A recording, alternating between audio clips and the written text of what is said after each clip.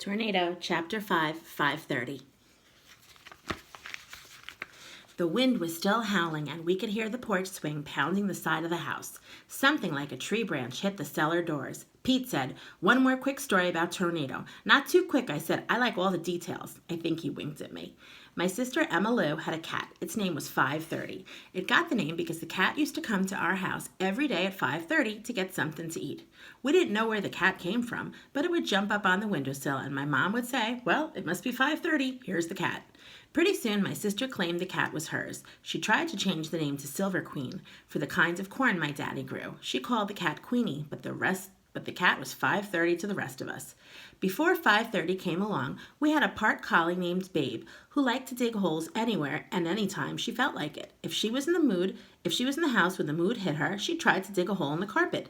Now, Tornado was not a dog to go around digging just for the pure pleasure of digging. If he dug a hole, it was because he needed it. He took a lot of pride in the holes he dug. One hot day, Tornado felt the need, and he went into the shade of those cut-off pine trees and dug a hole just the right size to lie in, and that's what he did.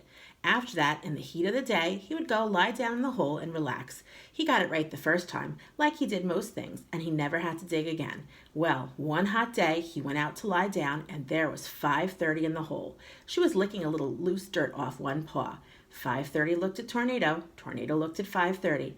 5:30 yawned.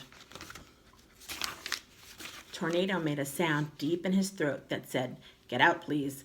Then he made another deeper sound that said, "Get out." 5:30 did not budge. I would have tried to pick her up, but that cat didn't let anybody touch her but Emma Lou. I had scratches on my arms to prove it. I started walking to the pond and called Tornado to follow me. He stayed where he was. I called him to the barn. He didn't budge. He stayed right there looking at that cat in that hole until, you guessed it, 5:30 came around. Then the cat got up, yawned, stretched, and went to the house. Tornado got in the hole, but not to lie down. He got in there to dig. He dug and dug and he dug some more. Dirt flew everywhere. I knew what he was doing. He was trying to get the feel and the smell and the memory of that cat out of his special place. And I knew he couldn't. Even if he dug all the way to China, and he was already 12 inches on his way when he got there, it would still be 5:30. "Stop that dog," my mother cried from the kitchen window. "What's gotten into him?" 5:30, I called. "I didn't ask the time," she called. "Get that dog out of there and fill that hole in." I did what she told me. I knew I was doing Tornado a favor, but he didn't see it that way. I pulled him out by the collar and locked him in the shed. He struggled a lot on the way, and he barked the whole time I was shoveling the dirt back into the hole. He took the loss of his lying down hole hard. He never, to my knowledge, went into the pine trees again. Not even when we went in there to cut our Christmas tree, our half a Christmas tree, I might say.